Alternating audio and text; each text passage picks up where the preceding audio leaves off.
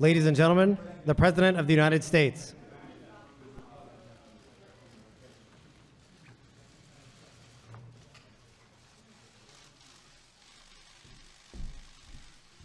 Good afternoon, everybody. Have a seat. Today I had a chance to speak with John Boehner and congratulated Mitch McConnell on becoming the next Senate Majority Leader.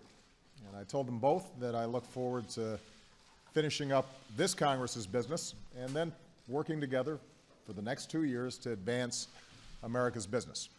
And I very much appreciated Leader McConnell's words last night about the prospect of working together to deliver for the American people.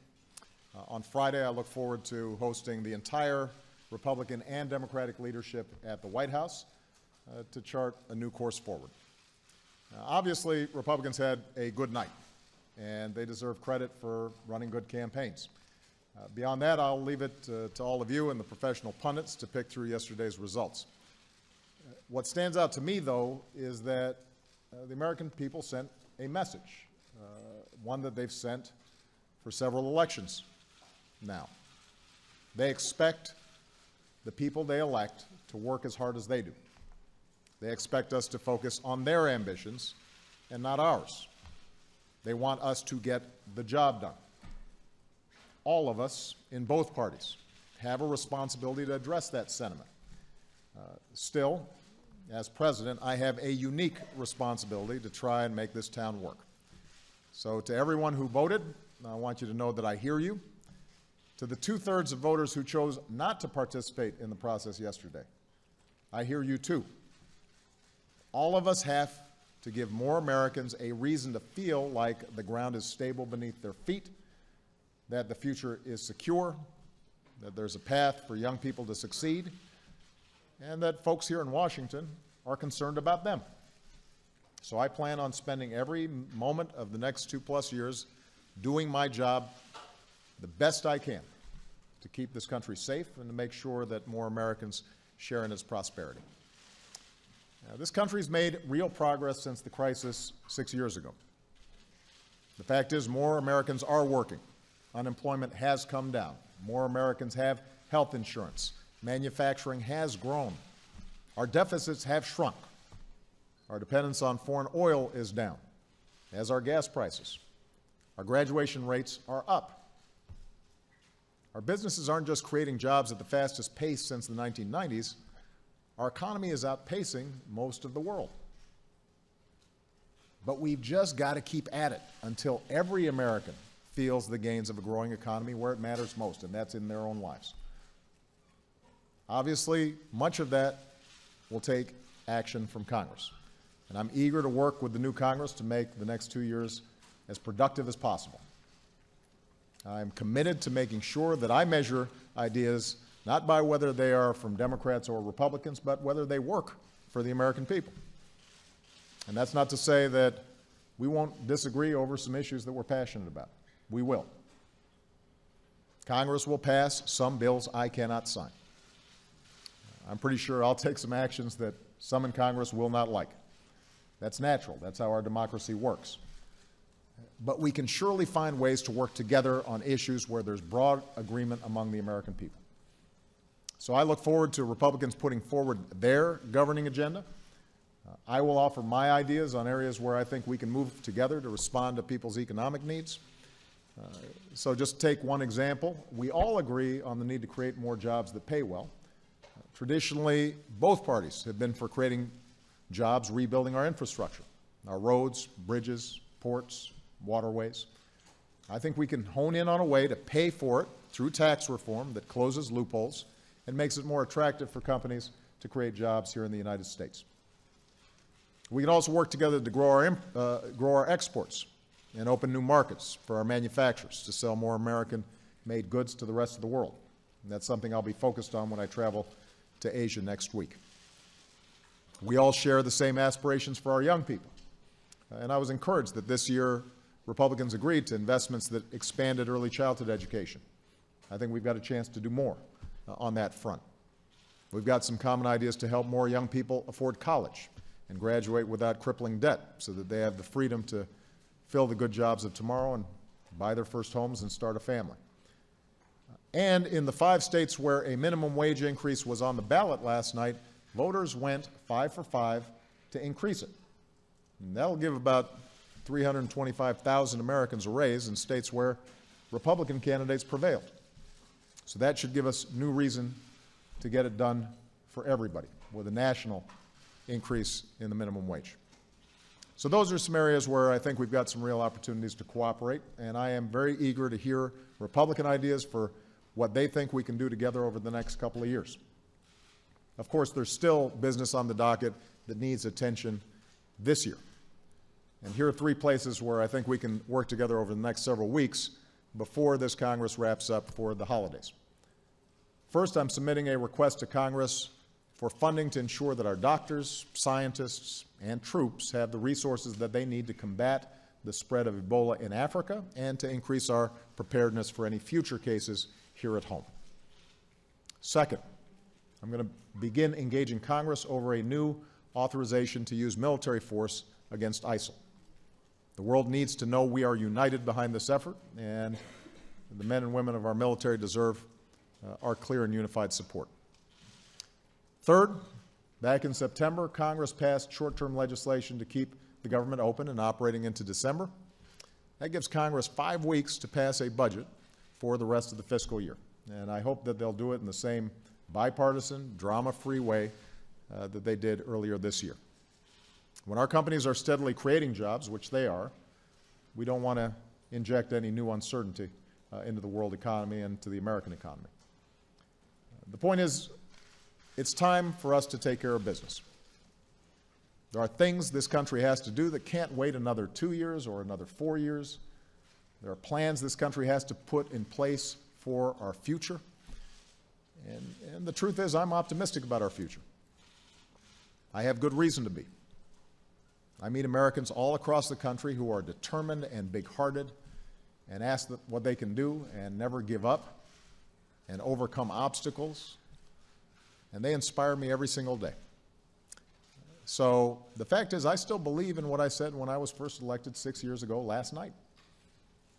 For all the maps plastered across our TV screens today, and for all the cynics who say otherwise, I continue to believe we are simply more than just a collection of red and blue states. We are the United States. And whether it's immigration or climate change or making sure our kids are going to the best possible schools, to making sure that our communities are creating jobs, whether it's stopping the spread of terror and disease, to opening up doors of opportunity to everybody who's willing to work hard and take responsibility. The United States has big things to do. We can and we will make progress if we do it together. And I look forward to the work ahead. So with that, let me take some questions. I think that our team has got my list. And we're going to start with Julie Pace at Associated Press. Thank you, Mr. President. Yeah. You said during this election that while your name wasn't on the ballot, your policies were. And despite the optimism that you're expressing here, last night was a devastating night for your party. Given that, do you feel any responsibility to recalibrate your agenda for the next 2 years? And what changes do you need to make in your White House and in your dealings with Republicans in order to address the concerns that voters expressed with your administration? Well, as I said in my opening remarks, the American people overwhelmingly believe that this town doesn't work well and that it is not attentive to their needs. And as president, they rightly hold me accountable to do more to make it work properly. I'm the guy who's elected by everybody, not just from a particular state or a particular district. And they want me to push hard to close some of these divisions, break through some of the gridlock, and get stuff done. So the most important thing I can do is just get stuff done and help Congress get some things done. In terms of agenda items, though, Julie, if you look, as I just mentioned, to a minimum wage increase, for example, now, that's something I talked about a lot during the campaign. Where voters had a chance to vote directly on that agenda item, they voted for it. And so I think it'd be hard to suggest that people aren't supportive of it. We know that the surveys consistently say they want to see that happen. The key is to find areas where the agenda that I've put forward one that I believe will help strengthen the middle class and create more ladders of opportunity into the middle class and improve our schools and make college more affordable to more young people and make sure that we're growing faster as an economy and we stay competitive. The key is to make sure that those ideas that I have overlap somewhere with some of the ideas that Republicans have. There's not going to be perfect overlap. I mean, there are going to be some ideas that I've got that I think the evidence backs up would be good for the economy. And Republicans disagree. They're not going to support those ideas. But I'm going to keep on arguing for them because I think they're the right thing for the country to do. There are going to be some ideas that they've got that they believe will improve the economy or create jobs that, from my perspective, isn't going to help middle-class families improve their economic situation. So I probably won't support theirs. But I do think there are going to be areas where we do agree on infrastructure, on making sure that we're boosting American exports. And part of my task then is to reach out to Republicans, make sure that I'm listening to them. I'm looking forward to them putting forward a very specific agenda in terms of what they would like to accomplish. Let's compare notes in terms of what I'm looking at and what they're looking at. And let's get started on those things where we agree. Even if we don't agree 100%, let's get started on those things where we agree 70, 80, 90%. And if we can do that and build up some trust and improve how processes work in Washington, then I think that's going to give the American people a little bit more confidence that, in fact, their government is looking after them. But is there anything specific that you feel like you and your administration need to change, given this disastrous election for your party and the message that voters sent? Julie, I think every single day I'm looking for how can we do what we need to do better. Whether that is delivering basic services the government provides to the American people, whether that is our capacity to work with Congress so that they're passing legislation, whether it's how we communicate with the American people about what our priorities and vision is. We are constantly asking ourselves questions about, how do we make sure that we're doing a better job? And that's not going to stop. I think that every election is a moment for reflection.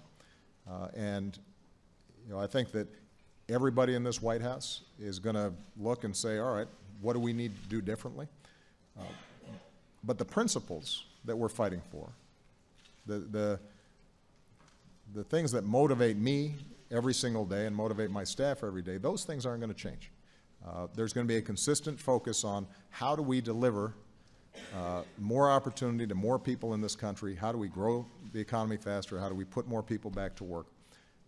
And I maybe have a naive confidence that if we continue to focus on the American people and not on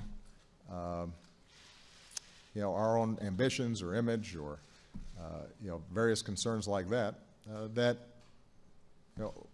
at the end of the day, when I look back, I'm going to be able to say the American people are better off than they were before I was president, and that's my most important goal. So, but the other thing I just want to emphasize is I've said this before, I want to reiterate it. If there are ideas that the Republicans have that I have confidence will make things better for ordinary Americans, the fact that the Republicans suggesting it as opposed to a Democrat, that'll be irrelevant to me. I want to just see what works. And there are some things like rebuilding our infrastructure, early childhood education, that we know works. And I'm hoping that the kind of attitude and approach that Mitch McConnell and John Boehner have already expressed, their desire to get things done, allows us to find some common ground. Jeff Mason. Thank you, Mr. President. In 2010, you called the results of the midterm election a shellacking. What do you call this? And can you give us an update on your feelings about the immigration executive order and the result in the aftermath of this election does the election affect your plans to release it? Is it likely to come out before the lame duck session is over? And have you reduced its scope to just a couple million people? Well, as I said in my opening statement, there's no doubt that Republicans had a good night. And what we're going to make sure that we do is to reach out to Mitch McConnell and John Boehner, who are now running both chambers in Congress, and find out what their agenda is.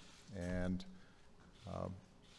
my hope is that they've got some specific things they want to do that correspond with some things that we want to get done. What's most important to the American people right now, the resounding message, not just of this election, but basically the last several, is get stuff done. Don't worry about the next election. Don't worry about party affiliation. Do worry about our concerns.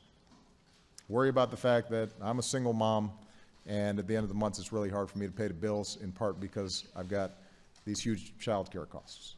Do worry about the fact that I'm a young person who's qualified to go to college, but I'm really worried about taking $50,000 a year out in debt, and I don't know how I'd pay that back. Do worry about the fact that I'm a construction worker who has been working all my life, and I know that there's construction work that should be done, but right now, for some reason, projects are stalled. If we're thinking about those folks, I think we're hopefully going to be able to get some stuff done. In terms of immigration,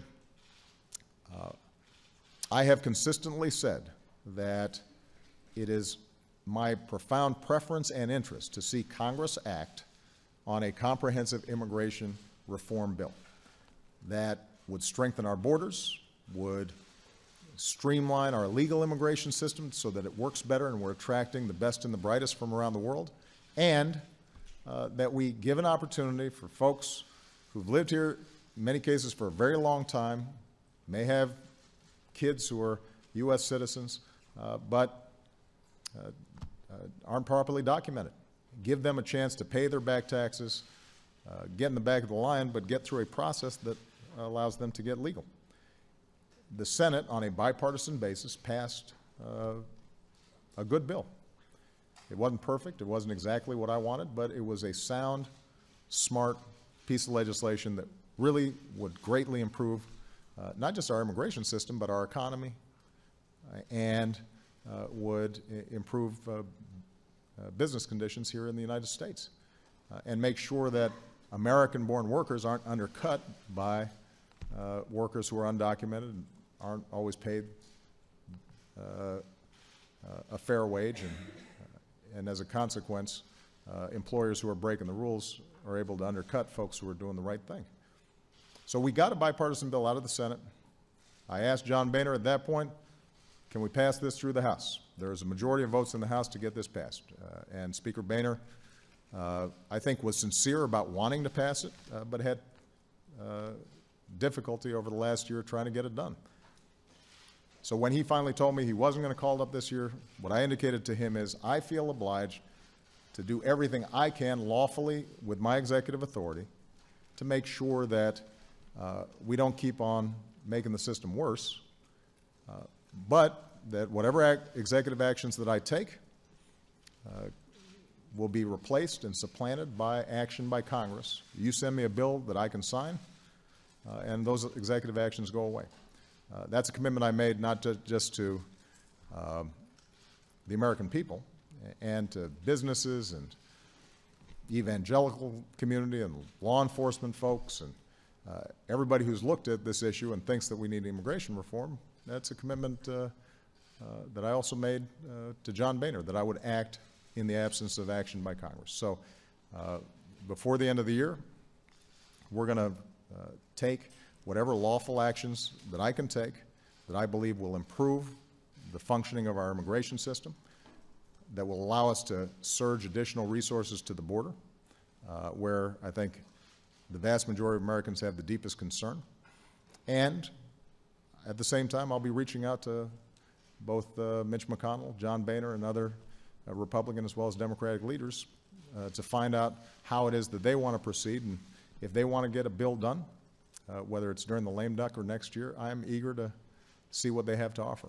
But what I'm not going to do is just wait.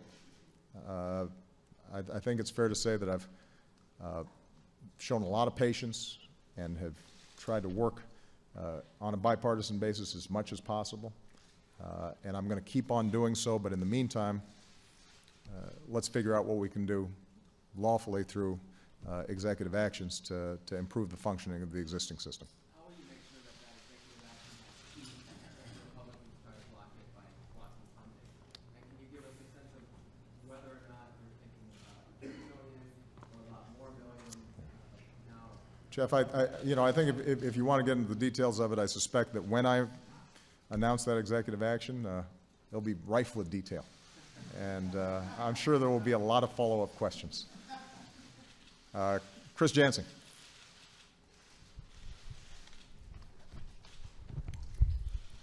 Thank you, Mr. President. I want to follow up on a couple of things and start with immigration. And are you concerned that if you sign an executive order on immigration before the end of the year, it will scuttle whatever chances there may be for there to be some sort of compromise on the issues that you talked about? And I wonder that given this unhappy electorate clearly, and they seem to be disappointed with both sides pretty much, why they punish the Democrats more than the Republicans by far? Well, as I said, when it comes to the political analysis, that's your job. But what is also true is I am the President of the United States. And I think, understandably, people are going to ask for greater accountability and more responsibility from me than from anybody else in this town. Appropriately so. And I welcome that. And the commitment that I will make to the American people and the way I've tried to conduct myself throughout this presidency is that I'm going to wake up every single day doing my absolute best to deliver for them. And there are areas where we've made real progress. I think economically I can look back and there is no doubt that on almost every measure we are better off economically than we were when I took office. But what is also true is there's still a lot of folks out there who are anxious and are hurting and are having trouble making ends meet or are worried about their children's future. And it's my job to give them some confidence that this town can work to respond to some of those worries that folks have. And we haven't done a good enough job convincing of that. And I understand that. If they've been watching Washington over the last 2-4 years, what they've seen is a lot of arguing and a lot of gridlock, but not a lot of concrete actions, at least legislatively, that have made a difference in their lives. And so we've got to make sure that we do a better job, and I'm committed to doing that. On immigration, I know that concerns have been expressed that, well, if you do something through executive actions, even if it's within your own authorities, that that'll make it harder to pass immigration reform. I just have to remind everybody, I've heard that argument now for a couple of years. This is an issue I actually wanted to get done in my first term, and we didn't see legislative action. And in my second term, I made it my top legislative priority. We got really good work done by a bipartisan group of senators, but it froze up in the House. And I think that the best way, if folks are serious about getting immigration reform done, is going ahead and passing a bill and getting it to my desk. And then the executive actions that I take go away. They're superseded by the law that is passed. And I will engage any member of Congress who's interested in this, in how we can shape legislation that will be a significant improvement over the existing system. But what we can't do is just keep on waiting. There's a cost to waiting. There's a cost to our economy. It means that resources are misallocated. When the issue of unaccompanied children cropped up during this summer, there was a lot of folks who perceived this as a major crisis in our immigration system. Now, the fact is that those numbers have now come down, and they're approximately where they were a year ago or 2 years ago or a year before that. But it did identify a real problem in a certain portion of the border where we got to get more resources. But those resources may be misallocated, separating families right now that most of us, most Americans would say probably we'd rather have them just pay their back taxes, pay a fine, learn English, get to the back of the line, but we'll give you a pathway where you can be legal in this country. So where I've got executive authorities to do that, we should get started on that. But I want to emphasize once again, if in fact Republican leadership wants to see an immigration bill passed, they now have the capacity to pass it, and hopefully engaging with me and Democrats in both the House and the Senate, it's a bill that I can sign because it addresses the real concerns that are out there. And the sooner they do it, from my perspective, the better. Jonathan Karl. Thank you, Mr. President. Mitch McConnell's been the Republican leader for 6 years, as long as you've been president. But his office tells me that he's only met with you one-on-one once or twice during that entire 6-year period. So I'm wondering, as somebody who came to Washington promising to end the hyper-partisanship that was here long before you became president, but's gotten worse since you got here, was it a mistake for you to do so little to develop relationships with Republicans in Congress? I think that every day I'm asking myself, are there some things I can do better? And you know, I'm going to keep on asking that every single day. The fact is that most of my interactions with members of Congress have been cordial and they've been constructive. Oftentimes, though, we just haven't been able to actually get what's discussed in a leadership meeting through caucuses in the House and the Senate to deliver a bill. The good news is that now Mitch McConnell and John Boehner are from the same party. I think they can come together and decide what their agenda is. They've got sufficient majorities to make real progress on some of these issues. And you know, I'm certainly going to be spending a lot more time with them now because that's the only way that we're going to be able to get some stuff done. And I take them at their word that they want to produce. They're in the majority. They need to present their agenda. I need to put forward my best ideas. I think the American people are going to be able to watch us, and they're paying attention to see whether or not we're serious about actually compromising and being constructive. And my commitment to them, and I've said this when I spoke to them, is that anywhere where we can find common ground, I'm eager to pursue it. Are you going to have that drink with Mitch McConnell now that you joked about at the White House Correspondents' Dinner? You know, actually, I would enjoy having some Kentucky bourbon with Mitch McConnell. I don't know what his preferred drink is, but you know, my interactions with Mitch McConnell, he has always been very straightforward with me. To his credit, he has never made a promise that he couldn't deliver. And you know, he knows the legislative process well. He obviously knows his caucus well. You know, he's always given me, I think, realistic assessments of what he can get through his caucus and what he can't. And so I think we can have a productive relationship. Bill Mattingly.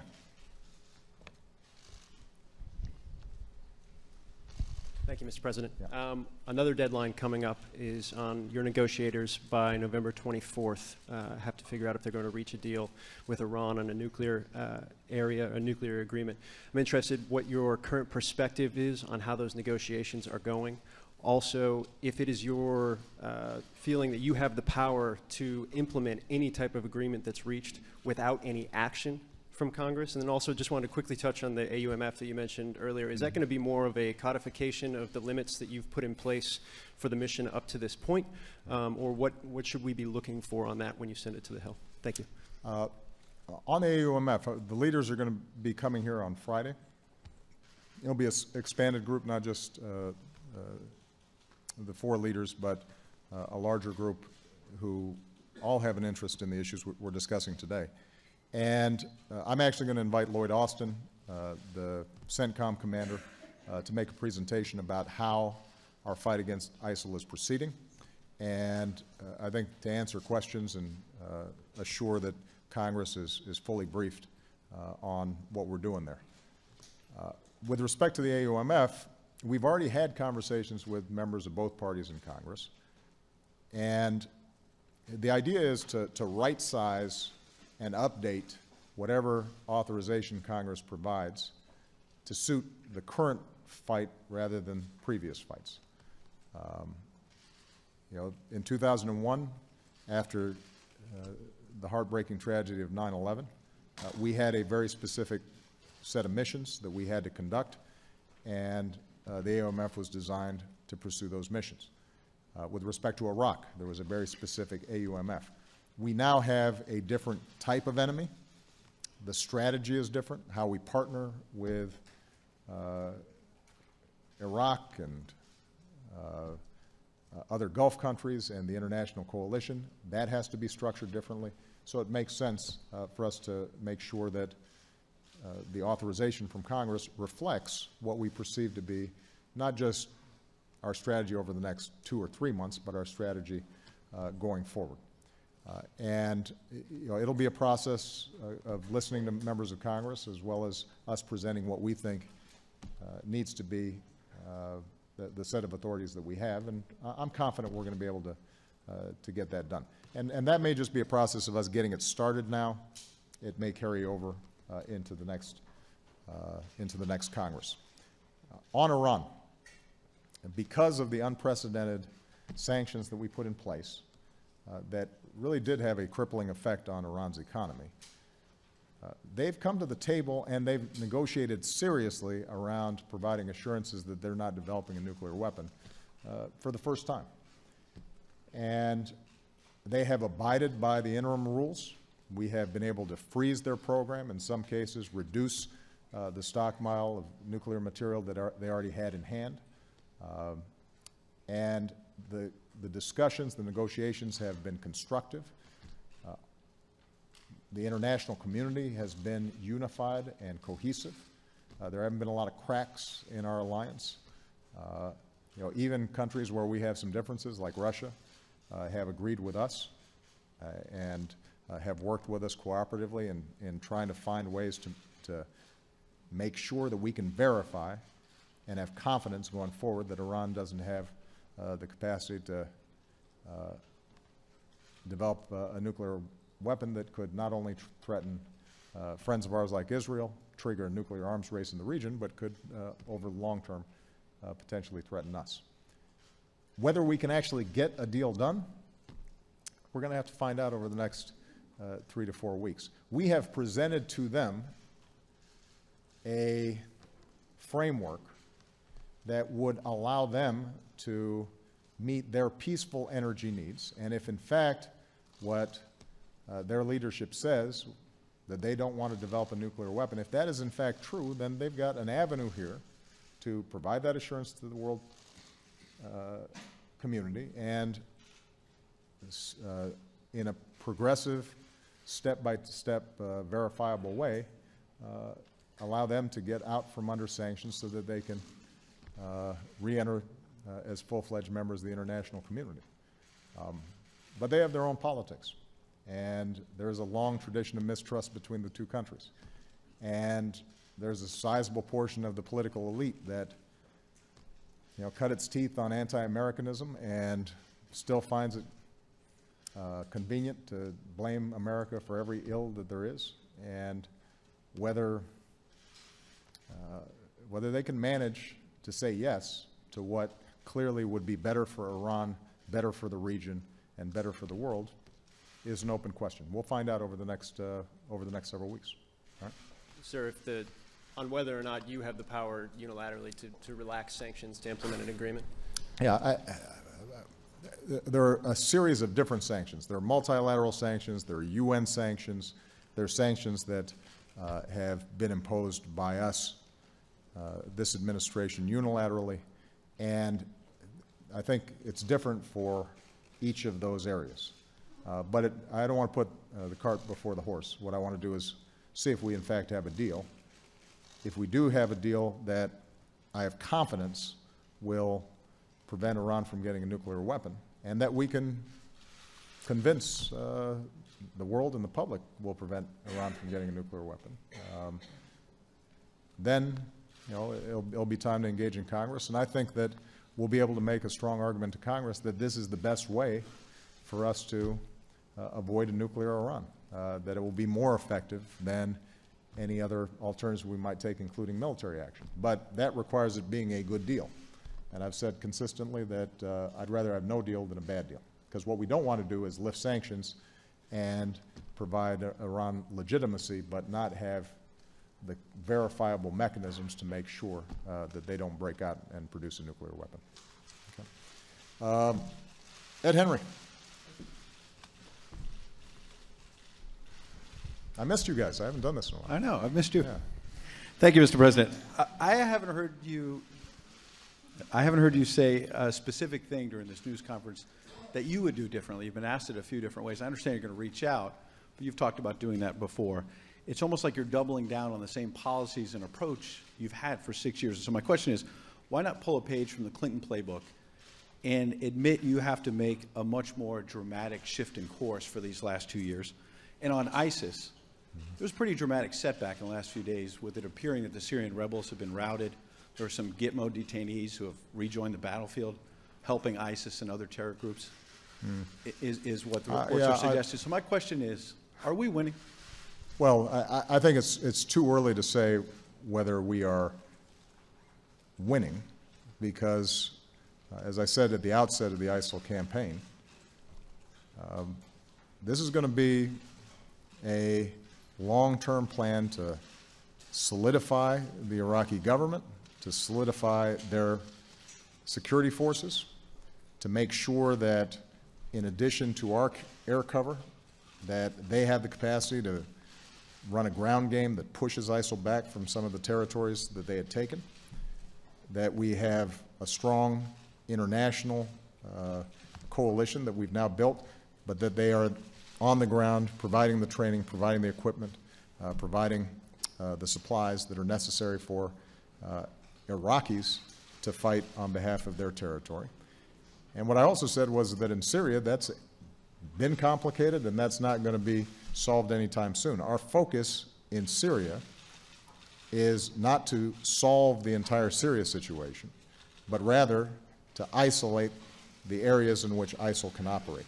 And there is no doubt that because of the extraordinary bravery of our men and women in uniform and the precision of our pilots and the strikes that have taken place, that ISIL is in a more vulnerable position, and it is more difficult for them to maneuver than it was previously.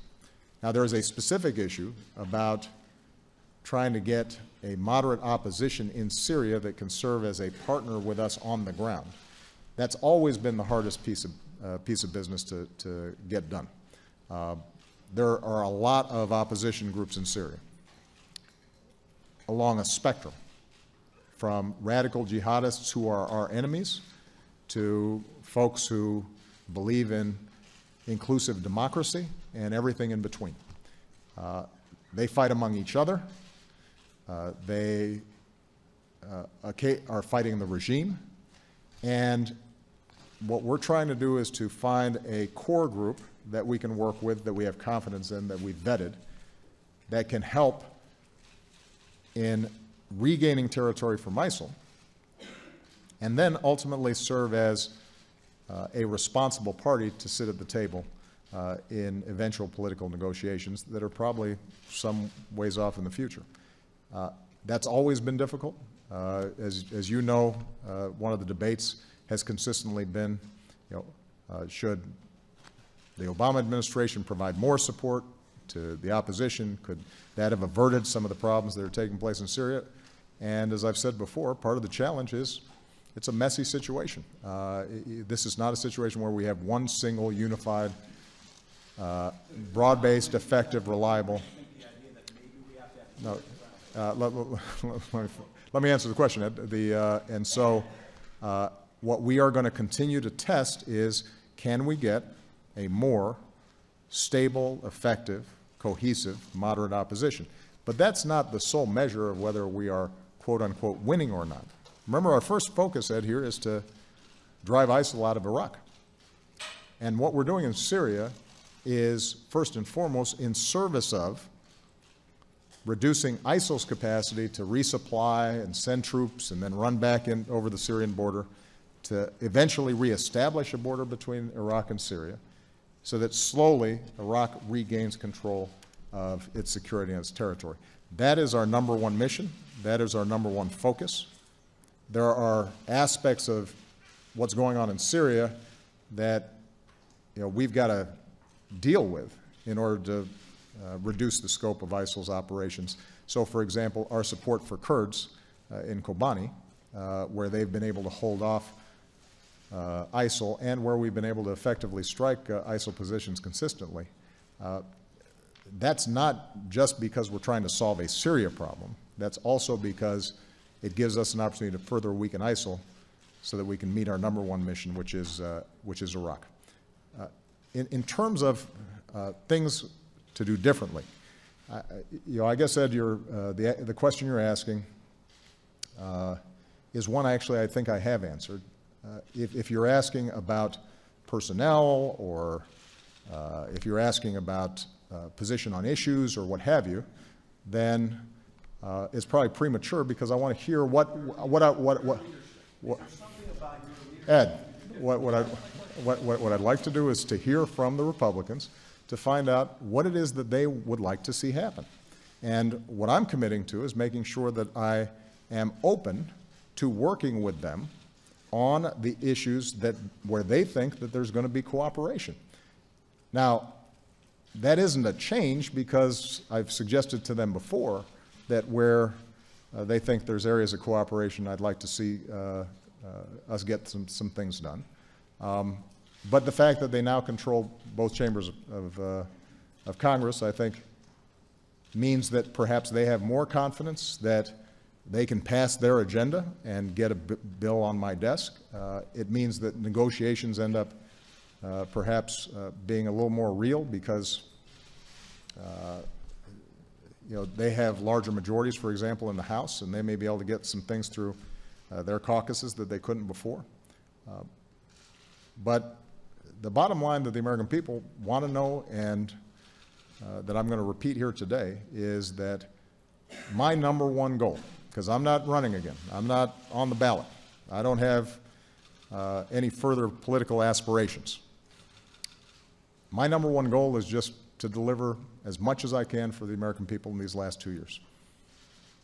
And wherever I see an opportunity, no matter how large or how small, to make it a little bit easier for a kid to go to college, make it a little more likely that somebody's finding a good paying job, make it a little more likely that somebody has high quality health care. Even if I'm not getting a whole loaf, I'm interested in getting whatever legislation we can get passed that adds up to improve prospects and an improved future for the American people. Sam Stein. Thank you, Mr. President. Following the elections, congressional Republicans are pushing once again for major reforms to your Health Care Act. In the past, you've said you're open to good ideas, but you don't want to undermine the bill. Can you tell us what specific ideas you're ruling out? Have the election results changed your calculus on reforming the law? And how confident are you heading into the second enrollment period? And on a totally unrelated matter, have you settled on a nominee to replace Attorney General Eric Holder? And if so, who is it? You guys want to spread out your news a little bit, don't you? You don't want it all in just one big bang. On the Attorney General, we have a number of outstanding candidates who we're taking a look at now, and in due course I will have an announcement. And you'll be there, Sam, when that's announced.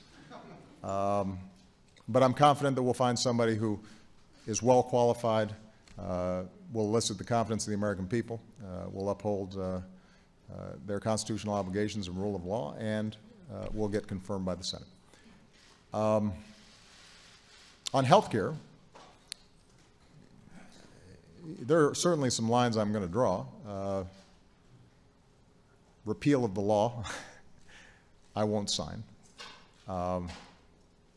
Efforts that would take away health care from the 10 million people who now have it and the millions more who are eligible to get it, we're not going to support.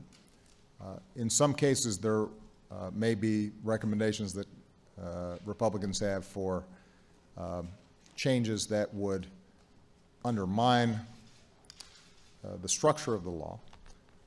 And you know, I'll be very honest with them about that and say, look, the law doesn't work if you pull out that piece or that piece. On the other hand, what I have said is there's no law that's ever been passed that is perfect.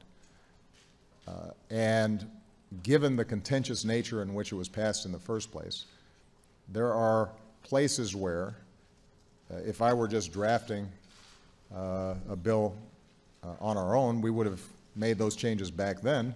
And certainly, as we've been implementing, there are some other areas where we think we can do even better. So, you know, if in fact one of the items on Mitch McConnell's agenda and John Boehner's agenda is to make responsible changes to the Affordable Care Act to make it work better, I'm going to be very open and receptive to hearing those ideas. But what I will remind them is that despite all the contention, we now know that the law works. You've got millions of people who have health insurance who didn't have it before. You've got states that have expanded Medicaid to folks who did not have it before, including Republican governors who've concluded this is a good deal for their state. And despite some of the previous predictions, even as we've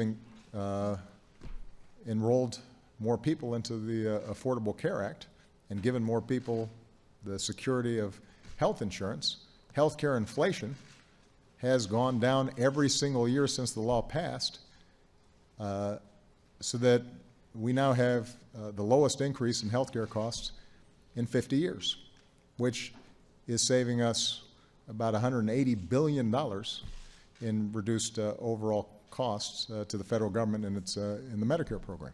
So we are, I think, really proud of the work that's been done, but there's no doubt that there are areas where we can improve it. So I'll look forward to seeing what list they've got of improvements. Is the individual mandate one of those lines you can't cross?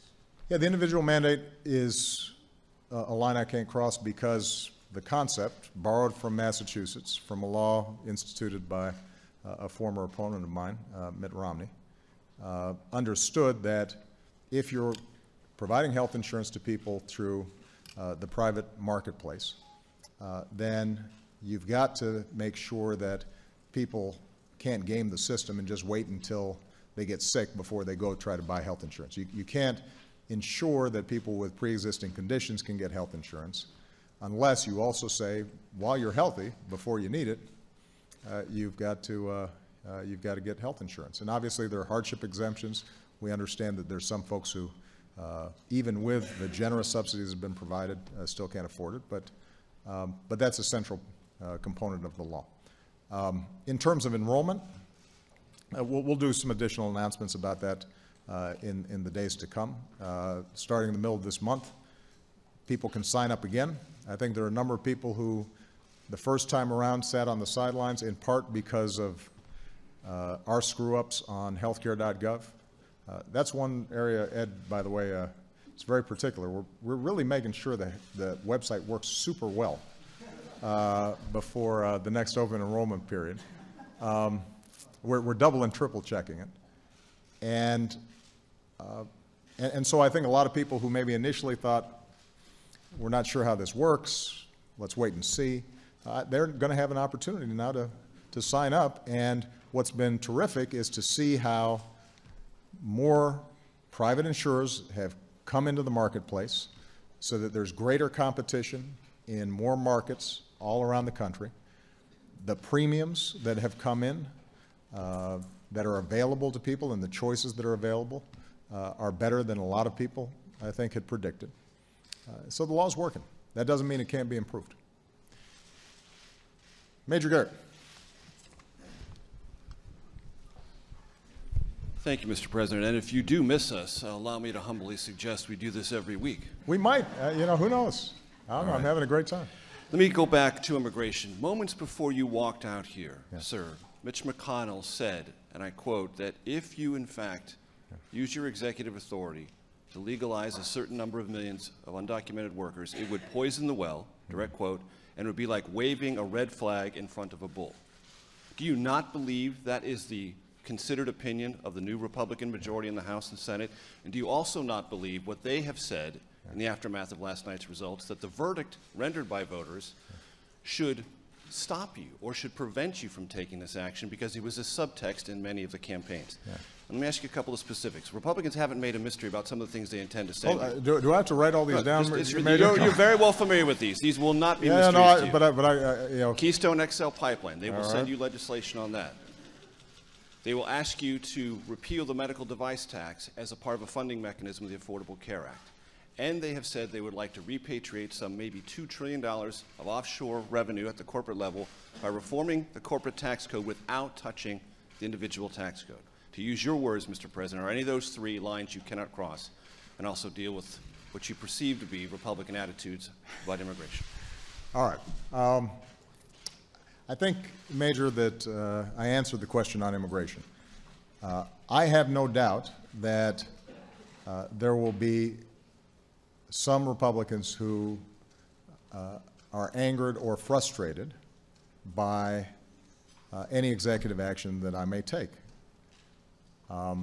Those are folks, I just have to say, who are also deeply opposed to immigration reform in any form, and blocked the House from being able to pass a bipartisan bill. I have said before that I actually believe that John Boehner is sincere about wanting to get immigration reform passed, which is why for a year I held off taking any action beyond what we'd already done for the so-called Dream Kids, and did everything I could to give him space and room to get something done. And what I also said at the time was, if in fact if this Congress could not get something done, then I would take further executive actions in order to make the system work better, understanding that any bill that they pass will supplant the executive actions that I take. So I just want to reemphasize this, Major. If in fact there is a great eagerness on the part of Republicans to tackle a broken immigration system, then they have every opportunity to do it. My executive actions not only do not prevent them from passing a law that supersedes those actions, but should be a spur for them to actually try to get something done. And I am prepared to engage them with every step of the way with their ideas. I think we should have further broad-based debate among the American people. As I've said before, I do think that the episode with the unaccompanied children changed a lot of attitudes. I think what may also change a lot of attitudes is when the public now realizes that that was a very temporary and isolated event, and that in fact we have fewer illegal immigrants coming in today than we did 5 years ago, 10 years ago, or 20 years ago, but that what we also have is a system that is not serving our economy well. So Republicans who say the election was a referendum, at least in part, on your intentions to use executive authority for immigration. As I said before, I don't want to try to read the tea leaves on election results. What I am going to try to do as president is to make sure that I'm advancing what I think is best for the country. And here's an opportunity where I can use my administrative authorities, executive authorities, and lawfully try to make improvements on the existing system, understanding that that's not going to fix the entire problem, and we're much better off if we go ahead and pass a comprehensive bill. And I hope that the Republicans really want to get it passed. If they do, they're going to have a lot of cooperation from me. So let me just tick off on Keystone. There's an independent process. It's moving forward, and I'm going to let that process play out. I've given some parameters in terms of how I think about it. Ultimately, is this going to be good for the American people? Is it going to be good for their pocketbook? Is it going to actually create jobs? Is it actually going to reduce gas prices that have been coming down? And is it going to be on net something that doesn't increase climate change that we're going to have to grapple with? There's a pending case before a Nebraska judge about some of the siting.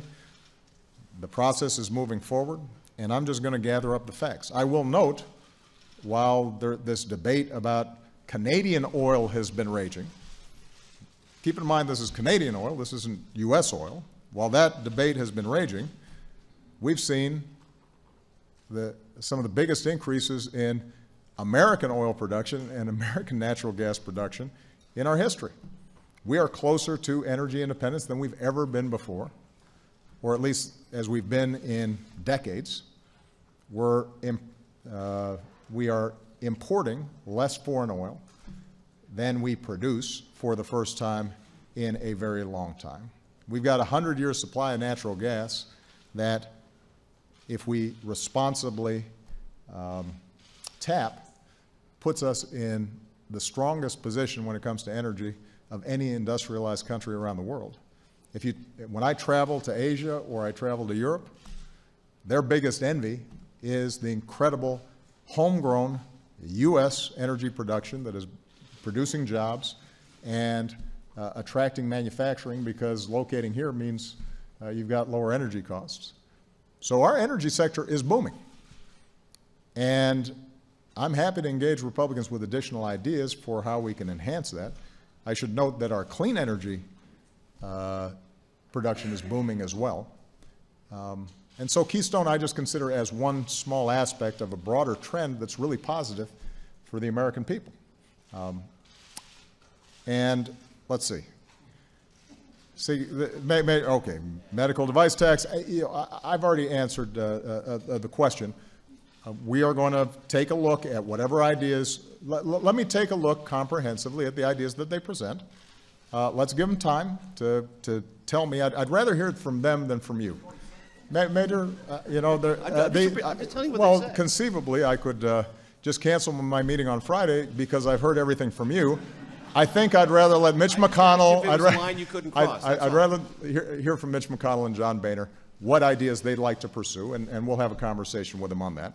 On repatriation, I said in my opening remarks that there is an opportunity for us to do a tax reform package that is good for business, good for jobs, and can potentially finance infrastructure development here in the United States. Now, the devil's in the details. So I think conceptually, it's something where we may have some overlap, and I'm very interested in pursuing ideas that can put folks to work right now in roads and bridges and waterways and ports, and a better air traffic control system. If we had one, by the way, we could reduce delays by about 30%. We could reduce fuel costs for airlines by about 30%, and hopefully that'd translate into cheaper airline tickets, which I know everybody would be interested in. So there's all kinds of work we can do on our infrastructure. This may be one mechanism that Republicans are comfortable in financing those kinds of efforts. So that'll be part of the discussion that I think we're prepared for on Friday, and then in the weeks to come leading into the new Congress. Whew. Major, works me, man. Jim Acosta. Thank you, Mr. President. I know you don't want to read the tea leaves, but it is a fact that your party rejected you in these midterms. By and large, they did not want you out on the campaign trail in these key battleground states. How do you account for that? And your aides have said that this is the fourth quarter of your administration.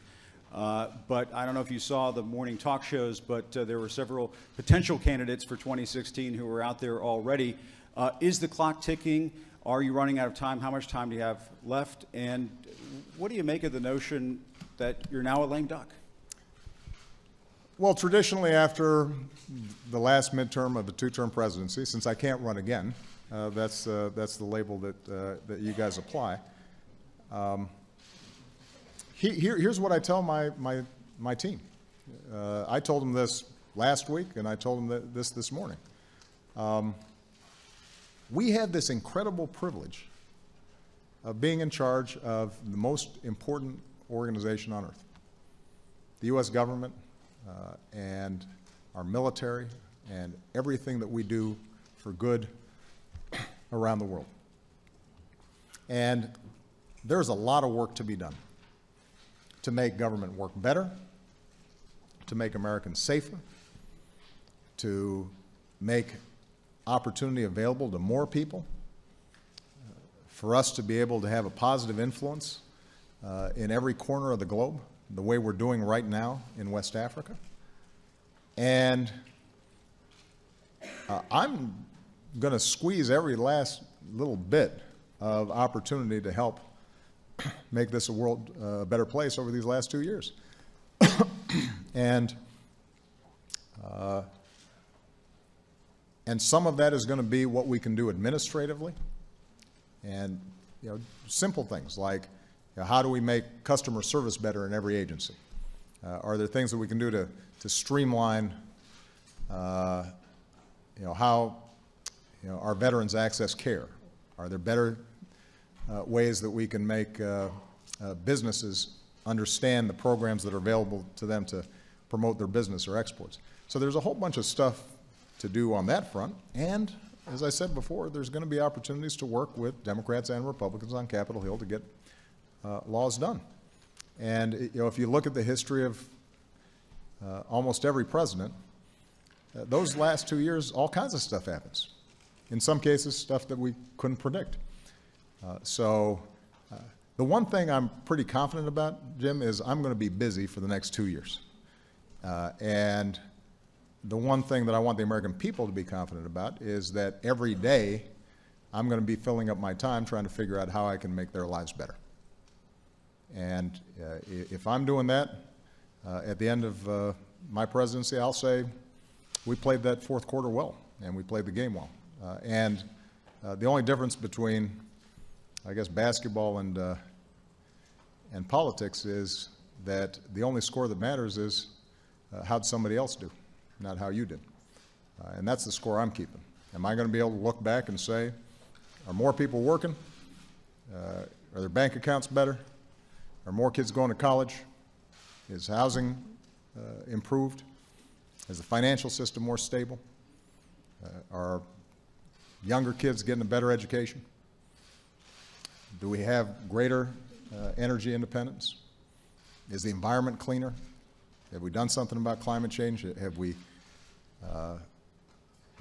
dealt with an ongoing terrorist threat and helped to bring about stability around the world? And those things, every single day, I've got an opportunity to make a difference on those fronts. You're not satisfied Which is where you are now. absolutely not. I wouldn't be satisfied as long as I'm meeting somebody who doesn't have a job and wants one. I'm not going to be satisfied as long as there's a kid who writes me a letter and says I got $60,000 worth of debt and I don't know how to pay it back. And the American people aren't satisfied. So, I want to do everything I can to deliver for them. Now, how about Democrats? The fact that they kept you out of these battleground states, is that kind of bug you a little bit? Listen, as I think some of you saw when I was out in the campaign trail, I love campaigning. I love talking to ordinary people. I love listening to their stories. I love shaking hands and getting hugs and just seeing the process of democracy and citizenship manifest itself during an election. But I'm also a practical guy, and ultimately every candidate out there had to make their own decisions about what they thought would be most helpful for them. And I wanted to make sure that I'm respectful of their particular region, their particular state or congressional district, and if it was more helpful for them for me to be behind the scenes, I'm happy to do it. I don't have I'll let other people analyze that. But what I will emphasize is that one of the nice things about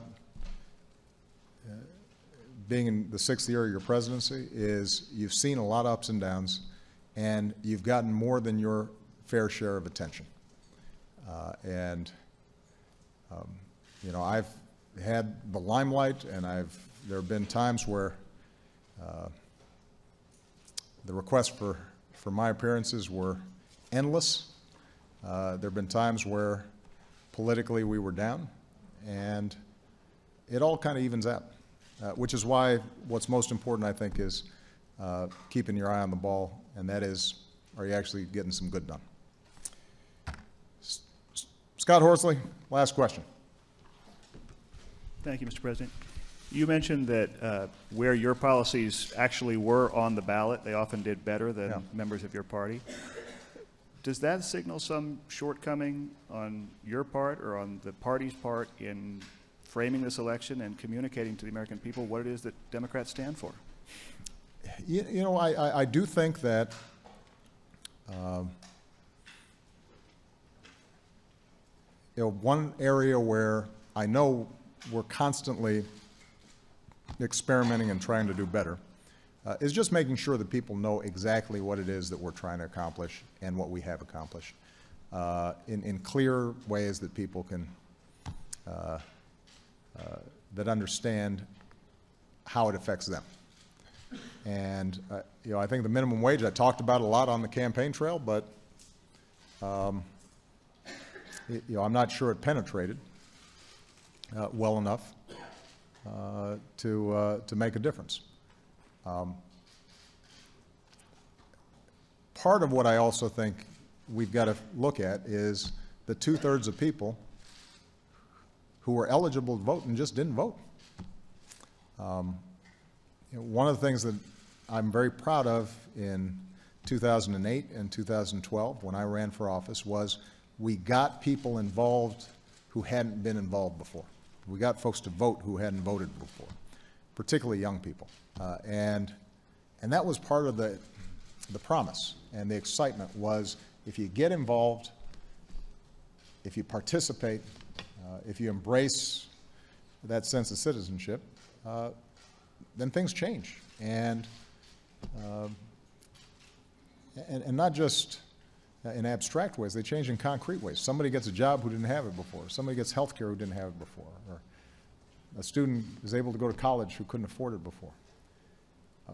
And sustaining that, especially in midterms elections, has proven difficult. Sustaining that sense of if you get involved, you know, then, and if you vote, then there's going to be big change out there.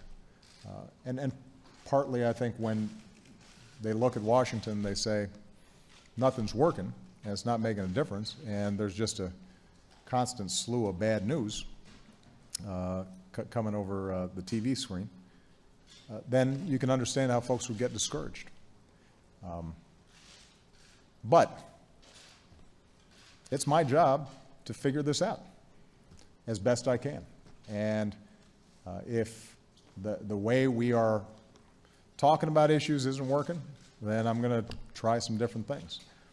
If the ways that we're approaching the Republicans in Congress isn't working, you know, I'm going to try different things, whether it's having a drink with Mitch McConnell or letting John Boehner beat me again at golf, or you know, or weekly press conferences. I don't know if that would be effective, but you know, whatever I think might make a difference in this, you know, I'm going to be trying out up until my last day in office. But I'll close with what I said in my opening statement. I am really optimistic about America. I know that runs counter to the current mood. But when you look at the facts, our economy is stronger than just about anybody's. Our energy production is better than just about anybody's. We've slashed our deficit by more than half. More people have health insurance. Our businesses have the strongest balance sheets that they've had in decades. Our young people are just incredibly talented and gifted, and more of them are graduating from high school, and more of them are going on to college, and more women are getting degrees and entering into the workforce.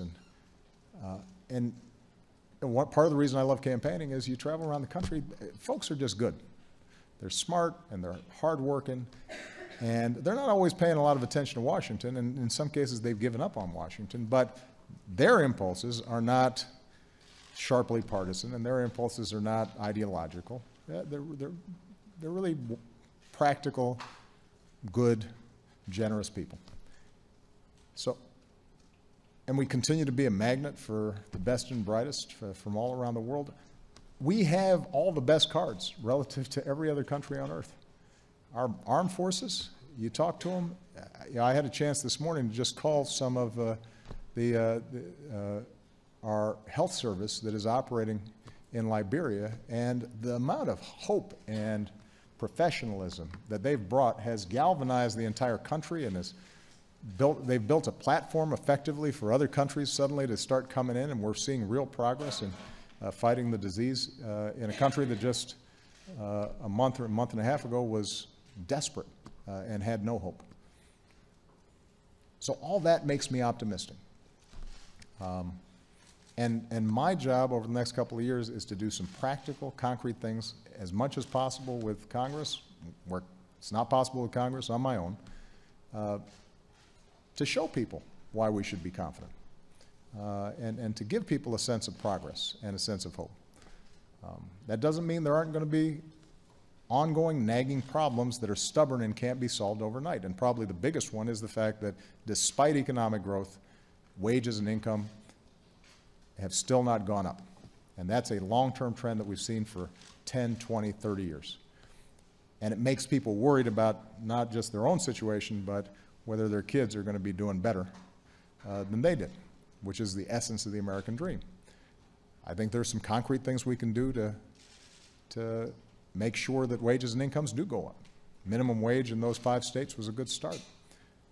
But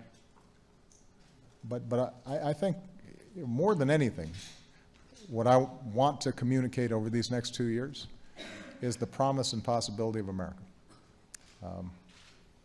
This is just an extraordinary country.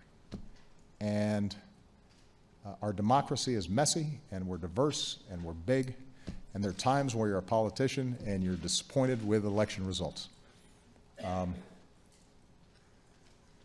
But maybe I'm just getting older. I don't know. It doesn't make me mopey. It energizes me, because it means that this democracy is working, and people in America were restless and impatient, and we want to get things done, and even when things are going good, we want them to do better, and that's why this is the greatest country on earth. That's why I'm so privileged to have a chance to be president for the next couple of years. All right? Thank you, everybody.